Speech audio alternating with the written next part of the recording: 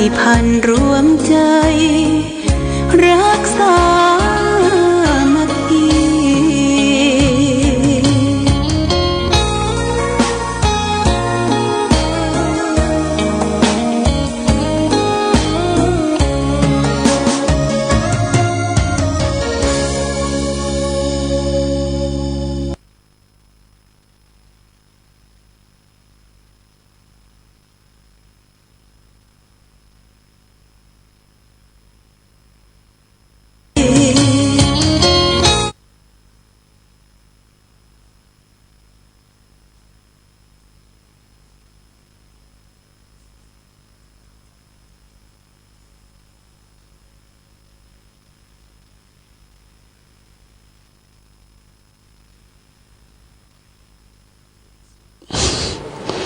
ศรัทธา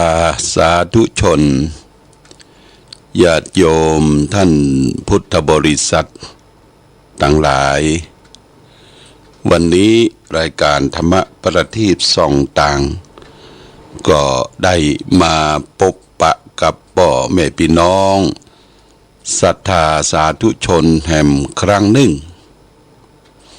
พระอาทิตย์ส่องแสงในเวลากลางวันพระจันทร์ส่องแสงในเวลากลางคืนธรรมคำสอนขององค์พระชินวรสัมมาสัมพุทธเจ้าส่องแสงทั้งกลางวันและกลางคืนวันนี้รายการธรรมประทีปส่องต่างก็จะเอาเรื่องของพระอาทิตย์ว่าโดยลักษณะของดวงพระอาทิตย์7ประการซึ่งอยู่ในคัมภีร์พระสูตรมิลินทปัญหาท่านได้กล่าวบาลีว่าสุริโยสัพพังอุทธกังปริโสเสติตะมันทกรังวิทมติอภิคนังอรติรังสิมารีมหาชนะกายังสันตาเป็นโตจรติพหุพยาพีโตจรติกัลยาณปาปะเกทัสเตติซึ่งได้แปลว่าพระเจ้ามิลินทะตรัสถามว่าข้าแด่ท่านพระนักเกษณองค์7ประการที่มีอยู่ประจำในดวงอาทิตย์ซึ่งพระคุณท่านพูดถึงนั้นองค์7ประการคืออะไรอย่างพ่องพระนักเกษณทูลตอบว่าขอถวายพระพรมหาบพิตรธรรมดาดวงอาทิตย์ย่อมแผดเผาน้ำหือเหือดแห้งไปกำจัดความมืดมนอนทการโคจรอยู่ทุกขณะมีรัศมีเป็นวงกลมโคจรแผดเผาฝูงชนฮือร้อนกลัวภัยคือราหูส่องให้เห็นสิ่งต่างๆทั้งดีทั้งชั่วได้ชัดเจนก็สรุปเลยว่าลักษณะของดวงอาทิตย์1แผดเผาน้ำหือเหือดแห้งไป2กำจัดความมืดมนอนทการ3โคจรอยู่ทุกขณะ4มีรัศมีเป็นวงกลม5โคจรแผดเผาฝูงชนให้ร้อน6กลัวภัยคือราหู7ส่องให้เห็นสิ่งต่างๆทั้งดีและชั่วได้ชัดเจนญาติโยมท่านสาธุชนนี่โดยลักษณะของพระอาทิตย์สุริยยังคกถาที่พระนักเกษณได้ทูลตอบคือแก่พระเจ้ามิลินทะได้ถามปัญหาอันนี้ในสมัยพุทธคังพุทธกาลมาแล้วนิญาติโยมท่านสาธุชนพระอาทิตย์นั้นก็ทำให้เกิดความ แผดเผาหื้อน้ำเหือดแห้งไปอย่างในสมัยปัจจุบันเนี่ยญาติโยมที่พระอาทิตย์แผดเผาก็คือมือกำฝนแรงแห้งขอดที่กักกันเก็บน้ำต่างๆอย่างแอ่งน้ำแหล่งน้ำสำคัญเขื่อนสำคัญก็จะพันออกไปสู่ในแหล่งน้ำต่างๆที่เป็นอำเภอเป็นจังหวัดเป็นชุมชนเท่าขาดน้ำขาดเครื่องอุปโภคเหล่านี้ซึ่งเป็นน้ำเป็นปัจจัยสำคัญสำหรับชีวิตเขาก็บ่สามารถที่จะอดทนทนอยู่ในโลกนี้ได้นี่พระอาทิตย์แผดเผาลงไปก็ทำให้เหือดแห้งไปอย่างตึงวันเนี่ยญาติโยมถ้าที่ไหนฝนบัดตกลมบ่มาหรือเกิดความแห้งแรงแห้งขอดก็จะเดือดร้อนแก่ผู้คนอยู่คือทำให้เกิดความร้อนภายนอกและยิ่งจะนั่นกับความร้อนทางภายในทางจิตใจก็พลอยเครียดพลอยเป็นไปโดยเพราะฉะนั้นเราก็ต้องนึกว่าสิ่งเหล่านี้มันเป็นธรรมชาติที่ถูกแสงพระอาทิตย์แผดเผาในสิ่งที่มันเหือดมันแห้งไปประการที่สองนั่นคือกำจัดความมืดมนอนทการอย่างเช่นว่ารุ่งแจ้งมาเห็นแสงเงินแสงทองรำไรขึ้นจากขอบฟ้าก็กำจัดความมืดมนอนทการแสงของพระอาทิตย์แผดเผาทำให้แสงสว่างในโลกของเฮาเนี่ยได้ทำการทำงานตลอดถึง12ชั่วโมงในภาคกลางวันแต่แสงสว่างที่จะทำความฮื้อกระจ่างแจ้งมืดบอดในด้านจิตใจก็อาศัยหลักธรรมะคำสอนขององค์พระชินวรสัมมาสัมพุทธเจ้าหลักธรรมะของพระพุทธเจ้านั้นได้มาจากธรรมชาติก็คือจากที่พระองค์ได้สละทุกสิ่งทุกอย่างออกทรงผนวดออกทรงบวชในกลางป่ากลางเขาลำเนาภัยศึกษาไปจากธรรมชาติ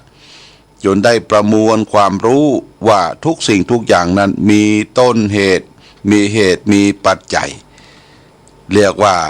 ได้ตรัสรู้อริยสัจธรรม4ประการก็คืออริยสัจสี่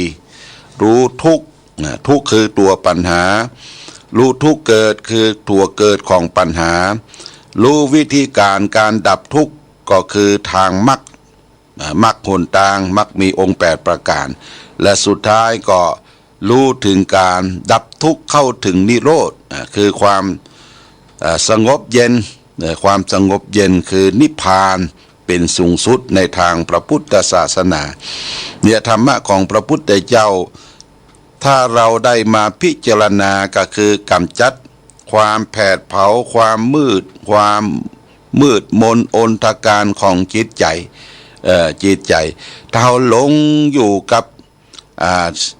โลกอยู่กับที่เราบ่ได้เข้าใจในหลักของสัจธรรมเราก็ติดอยู่แค่นั้นถ้ามีอย่างเกิดขึ้นเป็นเหตุเพศภัยทั้งหลายทั้งปวงบ่ได้นึกถึงอย่างอื่นนึกถึงปุ้นพูดผีปีศาจธรรมชาติคนเราก็เลยกลัวกันกลัวเรื่องที่เกิดขึ้นกลัวฟ้าร้องกลัวต้นไม้ใหญ่กลัวภูเขาเหล่ากากลัวความมืดกลัวความมืดมนอนทการพอมืดมาเมื่อใดก็กลัวผีกลัวสัตว์ร้ายกลัวอย่างต่างๆนี่เพราะเราบ่ได้รู้แจ้งเห็นจริง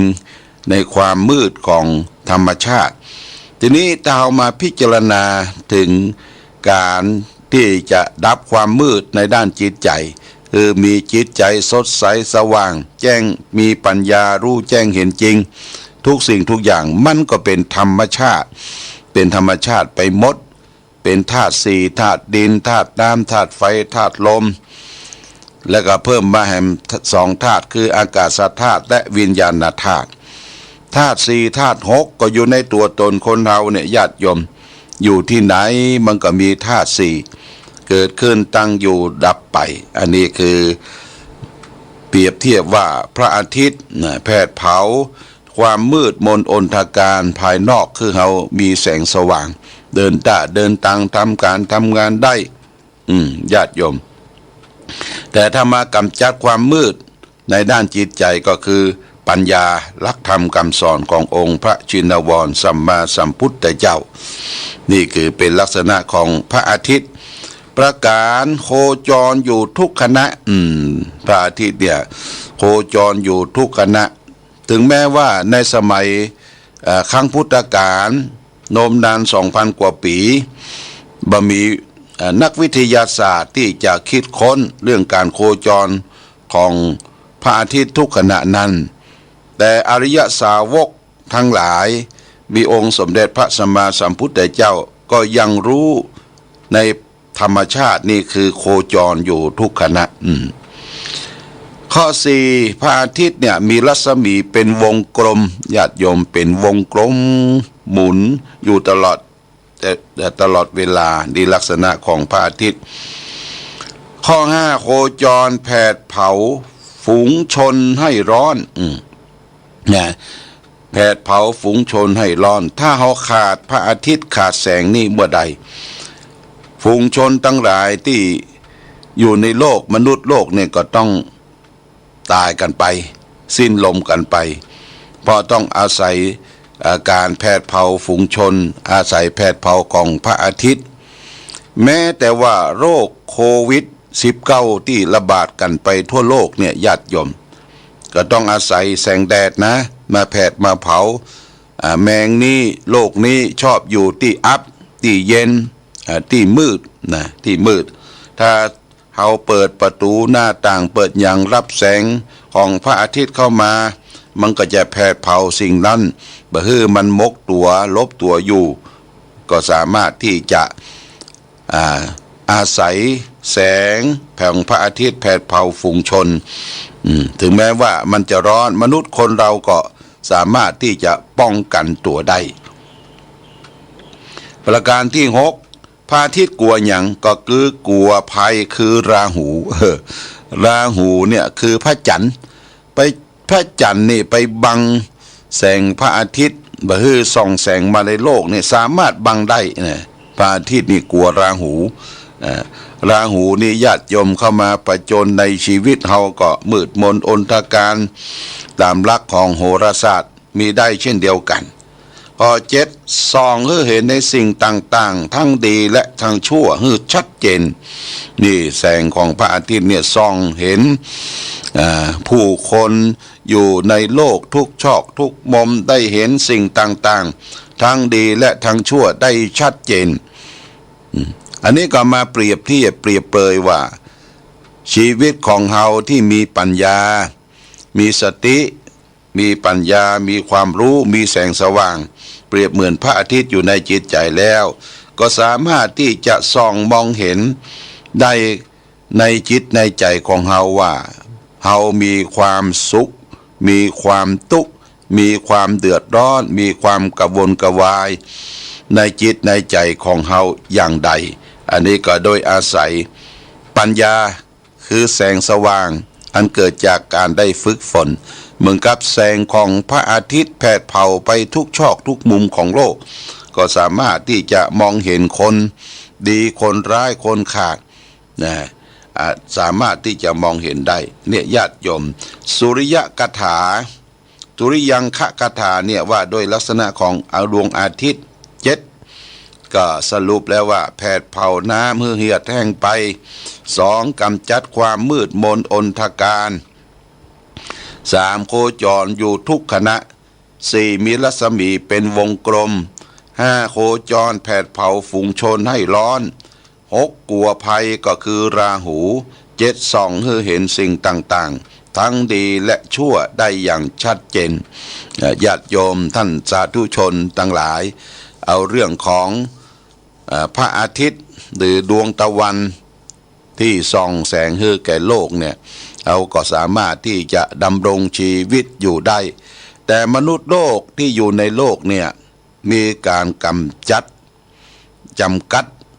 ของอายุไขแต่ละท่านแต่ละคนว่าเขาจะอยู่ในโลกนี้ได้เมินนานสักเท่าใด เฮาก็ต้องอาศัยการดูแลตัวเองเป็นผ่านเบื้องต้นนะการดูแลตัวเองนี่เป็นแพทย์ประจำเฮือนประจำตัวเฮาเป็นฐานเบื้องต้นยกตัวอย่างเช่นว่าวันนี้เฮารับประทานอาหารกินข้าวกินอาหารลงไปมันเสียดต้องเสียดไข้เสียดต้องเสียดปุ่มแล้วก็ทำให้เกิดเป็นไข้เมื่อยเฮาก็ต้องมานั่งนึกตึกตองว่ามันกินพิษก็ว่ากินทุกข์กินพิษก็วิกินทุกข์กินของแสลงเข้าไปนี่เป็นฐานเบื้องต้นเราก็มานั่งนึกทุกตองดูความสุขสบายและก็เฮาเจ็บไข้ได้ป่วยไปที่โรงพยาบาลหมอที่เปิ้นห้ำเฮียนอย่างช่ำชองมาก็มาพิจารณาถึงความเจ็บไข้ได้ป่วยตรวจเลือดตรวจปัสสาวะตรวจอุจจาระโทษแล้วก็ตรวจทุกสิ่งทุกอย่างดูระบบหายใจเข้าออกการระบบของเลือดสูบฉีดโลหิตเปิ้นก็บอกเฮาเป็นอย่างว่าจะต้องมีการเคลื่อนไหวเนอะจะต้องมีการออกกำลังกายจะต้องมีการนอนหลับพักผ่อนให้เพียงพอและจะไปเครียดนักนะจะไปเครียดนักจะไปคิดนักคนเฮาเครียดนักคิดนักมันกึดตึกเมื่อกึดตึกแล้วก็มันย้อนเป็นกรดสู่ลำไส้เฮาเนี่ยกรดไหลย้อนเมื่อกรดไหลย้อนก็ทำให้เสียดต้องเสียดปุ่มเสียดไข้มันก็แพร่ไปทั่วสารพังกายหน้าตาก็ไปบอกบุญบรับถ้าเจ็บไข้ได้ป่วย ญาติโยมเพราะฉะนั้นต้องระมัดระวังจะไปกึดตึกจะไปกึดนักคือกึดโล่งๆโปร่งคิดว่าทุกสิ่งทุกอย่างในโลกนี้มันบ่ใช่ของเรามันบ่ใช่ของเฮาเป็นของที่เฮามาอาศัยโลกอยู่เป็นของยืมใจทั้งนั้นญาติโยมยืมพ่อยืมแม่ยืมผัวยืมเมียยืมเข้ายืมของสมบัติประสถานที่มีอยู่นี่มันเป็นของการยืมมาใจเสร็จแล้วเฮาละดับขันจากโลกนี้ไปสิ่งทั้งหลายก็ทิ้งไว้เป็นของสาทานของคนอื่นเป็นเพชรดินจินดาเป็นสร้อยเป็นเลสเป็นรถยนต์เป็นให้นาป่าตั้งคาลาหาดบางคนนี่แปลงบ้านหมดไปเท่าใด25 ล้านหมดไปเท่าใด30 ล้านอยู่กันกี่คน2 คน2 คนอยู่กันทั้งลุ่มบ้านขึ้นในบ้านก็บ่ได้บางคนเอาไม้ซักต้นใหญ่ๆมาแปลงบ้านแปลงจองอวดโชว์เป็นคฤหาสน์แต่อยู่บ่ได้ญาติโยมไม้ที่เอาลูกจากป่าจากเขามันมีเทวดารักษาบางทีเราบ่ได้อนุญาตปงปันบ่ได้ขออนุญาตไปไปฟันไปตัดเปิ้นเอามาขึ้นมาขายไม้มาจะได้อยู่บ่ได้ญาติโยมที่อยู่บ่ได้เสียงออกมาบางทีไม้ตะเคียนเนี่ยมีน้ำตาย้อยไหลมามีน้ำมันตะเคียนออกมาอยู่บ่ได้เมื่ออยู่บ้านหลังใหญ่ไปแล้วก็ไปแปลงบ้านหลังน้อยอยู่ใกล้ๆหิมะยนญาติโยมมึงก็คนตุกมีกรรมวิบากที่เฮามีความโลภความโมโหความโทโสความอาหังการมังการต้องการจะอยู่จะอวดจะโชว์เสร็จแล้วทุกสิ่งทุกอย่างมันเกินตัวเกินที่อยู่อาศัยของเฮาก็บ่สามารถที่จะดำเนินชีวิตให้มีความถูกต้องอยู่อย่างสุขสบายได้ในญาติโยมทุกสิ่งทุกอย่างญาติโยมนึกว่าเฮามาอยู่โลกเนี่ยชั่วครั้งชั่วคราวเสร็จแล้วเฮาก็ละดับขันจากโลกนี้ไปของทุกสิ่งทุกอย่างนั้นมันเป็นของโลกของมนุษยชาติที่จะอยู่ร่วมกันแบ่งปันกันอย่างยกตัวอย่างเช่นว่าปัจจุบันเนี่ยโรคโควิด-19กำลังระบาดอยู่ญาติโยมไว้วางใจยังบ่ได้เตื้อเอาไปที่ไหนก็ต้องมีแนตมีผ้าปิดจมูกปิดปากแล้วก็เปิ้นตั้งด่านไว้เปิ้นก็จะคัดกรองเข้าสู่หมู่บ้านเปิ้น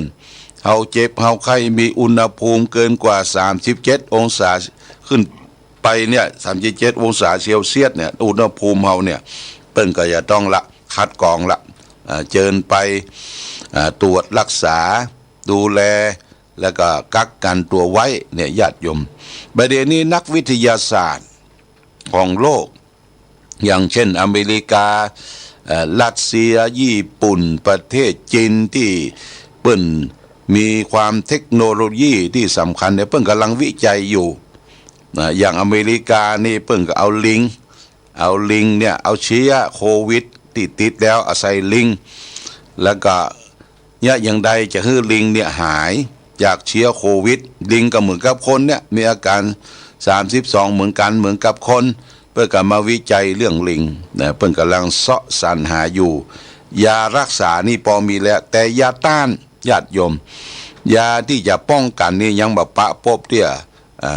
ยาที่จะป้องกันวัคซีนน่ะแต่ก่อนนี่ถ้าไข้หวัดนกไข้หวัดใหญ่จะแพร่มาทางแพทย์ทางหมอก็มาไล่ป๊อกไล่ฉีดวัคซีนแก่ทุกเจ้าประสงค์ศรัทธาญาติโยมเมื่อเพิ่นต้องการวัคซีนตัวนี้